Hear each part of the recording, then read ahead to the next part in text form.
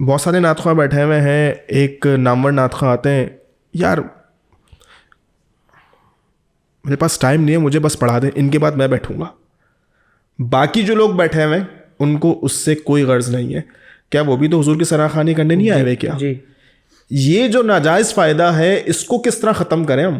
اچھا, اس میں تھوڑا سا نرم پہلو اس لیے بھی رکھوں گا کہ اگر بالفرض یہاں کوئی اپنی وقت کی پابندی کے ساتھ آیا ہے اور اس کو بطور مہمان اس کو بلایا ہے, مثال کے طور پہ اب ہوتا یہ ہے نبیل بھائی, 6 نعت خواہ بیٹھے ہوئے ہیں, اگر کسی کو 10 بجے کا ٹائم دیا ہے اور وہ اپنے ٹائم پر 10 بجے آ گیا ہے اور پہلے سے نعت خواہ بیٹھے ہیں, اب ان کو نہیں پڑھایا گیا یا وہ ٹائم سے پہلے آ گئے ہیں یا بغیر دعوت کے آ گئے ہیں, ایسا بھی ہوتا ہے جی. تو اب ایسی صورت میں اس ٹائم کی پابندی کے ساتھ آنے والے کا تو کوئی قصور نہیں ہے نا. تو اس میں یہ دیکھا جائے, میرا ایک ماننا یہ ہے کہ اس میں تھوڑی سی یہ رعایت رکھی جائے کہ آپ یہ دیکھیں, اچھا ہمارے ساتھ بہت زیادہ معاملہ خراب اس وقت ہوتا ہے کہ جب آپ کی طرف سے, محفل والوں کی طرف سے مس کمنٹمنٹ ہوتا ہے.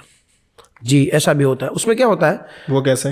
وہ اس طرح ہوتا ہے کہ جیسے نبیل بھائی ہیں, یہ پڑھنے کے لیے آئے, بلال بھائی آئے, فلانے بھائی آئے, آپ کو اچھا آپ 10 بجے آ جائیے گا, اچھا 10 بجے آ جائے گا, اچھا 10 بجے آ جائے گا. اب 10 بجے آ گئے, سب بیٹھ سر گئے. ان کو پتہ ہے نا نعت خواہ کوئی وقت پہ آتا نہیں ہے. ہاں یہ کیسے, لیکن میرے بارے میں الحمدللہ مشہور ہے نبیل بھائی, میں آپ کو صحیح بات بتا رہا ہوں. میں سب کی آپ کی بات نہیں کر رہا تو ہوں. میں جن لوگوں کے بارے میں مشہور ہے نا, تو ان کو تو آپ پریشان نہ کریں نا. ایک چیز آپ کو پورا کلیئر کٹ بتا رہا ہے, اب کراچی شہر اتنا بڑا ہے, ایک کونے سے دوسرے کونے تک پہنچنے کے لیے بعض دفعہ 1 سے 1.5 گھنٹہ بھی لگ جاتا ہے. ٹریفک آ گئی, آپ کیا کریں گے؟ 50 منٹ کا سفر تو میں نے بھی کیا ہے. کسی عزیز کا فون آ گیا کہ بھائی آپ کے بغیر پروگرام آگے بڑھے گا نہیں, پھر ایسی صورت میں ہمیں کمپرومائز کرنا پڑتا ہے. اب ایک پروگرام پہلے سے لے لیا ہے, یا تو ان سے معذرت کریں گے یا پھر روٹ بنائیں گے. اب ایسی صورت میں اتنا پروگرام سے ہم ایک روٹ سے دوسری روٹ کی طرف گئے اور تھکے ہارے پہنچے ہیں اور ٹریفک میں پھنسے ہوئے تھے. اب ایسی سچویشن میں آپ جب گئے تو آپ کو پتہ چلا کہ بھائی یہاں تو بیان ابھی شروع ہوا ہے. اب اس میں قصور کیا ہے؟